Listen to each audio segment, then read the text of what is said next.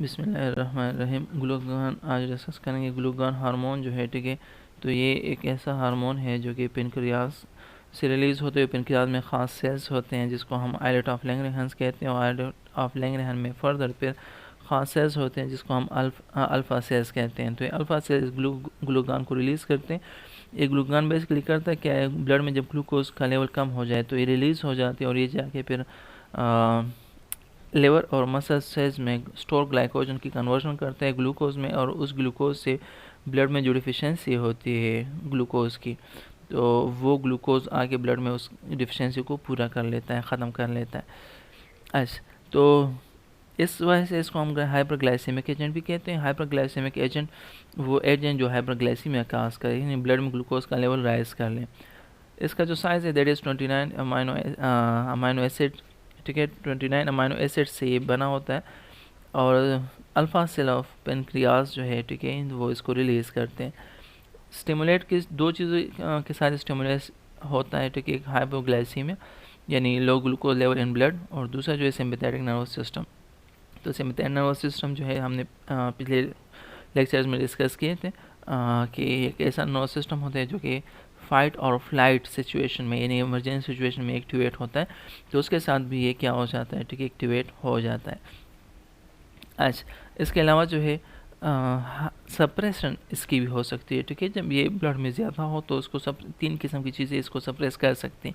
एक हाइपरग्लाइसीमिया यानी hyperglycaemic condition. Hyperglycaemic condition कौन सी कंडीशन होती है, जब ब्लड में ग्लूकोज का लेवल बहुत ज़्यादा बढ़ जाए, तो उस कंडीशन से भी ग्लूकागॉन की जो सिक्रेशन है तो वो क्या हो जाती है, सप्रेस्ड हो जाती है और इंसुलिन रिलीज हो जाता है। दूसरा जो है सोमेटोस्टेटिन। सोमेटोस्टेटिन जो है तो एक नेक्स्ट हार्मोन है और इसको delta sales of pancreas release करते हैं, ठीक है। इसके अलावा हाइपोथैलेमस भी रिलीज़ कर सकता है, इवन गट के सेल्स भी इसको रिलीज़ करते हैं, एड्रेनल ग्लैंड भी इसको रिलीज़ कर सकते हैं। लेकिन यहाँ पे पेनक्रियाज में जो आइलेट ऑफ लैंगरहैंस है वहाँ के डेल्टा सेल्स जो हैं तो इसको रिलीज़ करते हैं, और इसका काम सप्रेशन ऑफ ग्लूकागॉन है, ठीक है, यहाँ पे स्पेसिफिकली। अच्छा, नेक्स्ट है इंसुलिन।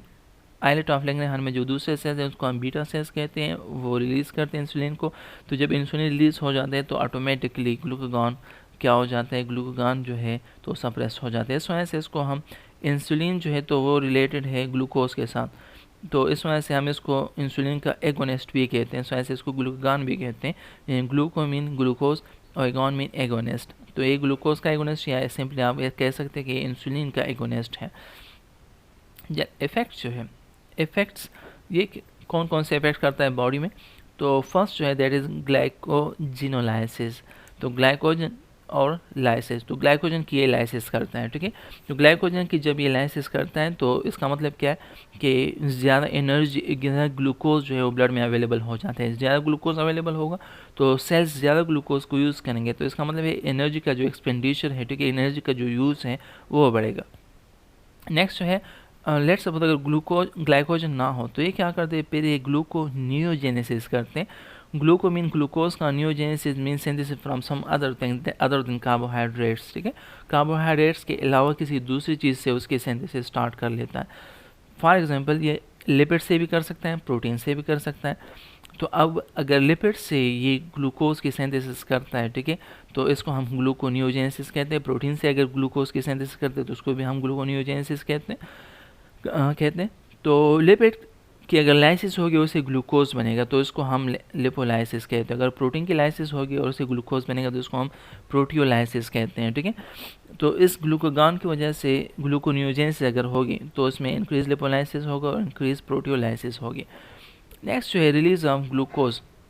तो ये ग्लूकोज कहाँ से रिलीज़ होते हैं, ग्लूकोज जो है तो ये मसल से भी रिलीज़ हो सकते हैं और लिवर से भी रिलीज़ होते हैं, ठीक है। और जब वहाँ पे उसकी ब्रेक डाउन हो जाती है, ठीक है, तो ग्लूकोज ब्लड में आ जाता है। तो जब सेल्स का जो ग्लूकोज का डिमांड है वो पूरा हो जाए तो इस वजह से एपिटाइट जो भूख लगती है हमें, ठीक है, तो वो भी कम पड़ जाती है, ठीक है। तो वो कम क्यों पड़ जाती है, क्योंकि जब सेल्स खुराक या ग्लूकोज वगैरह इसलिए डिमांड करते हैं क्योंकि उनको पास एनर्जी के लिए कोई सोर्स नहीं होता, तो वो जीआईटी से ज़्यादा खुराक डिमांड कर लेते हैं, जो इसको हम भूख कहते हैं। तो भूख इस तरह ख़त्म हो जाती है क्योंकि उनको ग्लूकोज मिल जाता है। अच्छा, नेक्स्ट जो है मैकेनिज़्म क्या है इसका। अच्छा, मैकेनिज्म जो है तो कुछ इस तरह से कि जब हाइपोग्लाइसीमिया हो जाए, तो हाइपोग्लाइसीमिया जो है उसकी वजह से ब्लड वेसल के सेल या गट के सेल्स जो हैं तो एक ख़ास हार्मोन रिलीज़ करते हैं जिसको हम GIP ग्लूकोज डिपेंडेंट इंसुलिनोट्रॉफिक हार्मोन कहते हैं। ग्लूकोज डिपेंडेंट इंसुलिनोट्रॉफिक हार्मोन हम उसे कहते हैं। वो रिलीज़ करते हैं, वो जाके अल्फ़ा सेल ऑफ पेनक्रियास को क्या करते हैं, स्टिमुलेट कर देते हैं, ठीक है। और अल्फ़ा सेल ऑफ पेनक्रियास जो है तो ग्लूकागॉन को रिलीज़ कर देते हैं। अच्छा, जब ग्लूकागॉन जब रिलीज़ हो जाए तो एक ग्लूकागॉन लिवर के पास भी आ जाता है और मसल के पास भी आ जाता है। तो लिवर पे इसके ख़ास रिसेप्टर प्रेजेंट होते हैं जिसको हम GPCR कहते हैं, ग्लूकागॉन प्रोटीन कपल रिसेप्टर। ये ग्लूकागॉन प्रोटीन कपल रिसेप्टर जो है तो लिवर पे भी प्रेजेंट होते हैं और मसल में भी प्रेजेंट होते हैं। तो एक ग्लूकागॉन उसके साथ कंबाइन हो जाता है, कंबाइन हो के एक ख़ास पूरा का पूरा मैकेनिज्म स्टार्ट कर लेते हैं जिसको हम एक प्रॉपर कैस्केड कहते हैं। तो वहाँ पे वो ग्लाइकोजन की ब्रेक डाउन कर लेता है। तो ग्लाइकोजन की ब्रेक डाउन जब हो जाती है उस पूरे प्रोसेस के थ्रू, तो वो बहुत ज़्यादा ग्लूकोज जो है, ठीक है, तो वो ब्लड में शामिल हो जाते हैं, लिवर के सेल से निकल के ब्लड में शामिल हो जाते हैं। सिमिलरली मसल्स के सेल से इस तरह बहुत सारा ग्लूकोज निकल जाता है जो कि ग्लाइकोजन की ब्रेक डाउन के रिजल्ट में प्रोड्यूस होता है, तो ब्लड में शामिल हो जाता है। तो लिवर से जो ग्लूकोज निकलते हैं उसको हम हेपेटिक ग्लूकोज प्रोडक्शन कहते हैं, और जो मसल से ग्लूकोज प्रोड्यूस होकर निकलते हैं उसे हम मायोग्लूकोज प्रोडक्शन कहते हैं। मायो मीन मसल, मसल से जो ग्लूकोज प्रोड्यूस हो जाते हैं उसे हम मायोग्लूकोज प्रोडक्शन कहते हैं, ठीक है।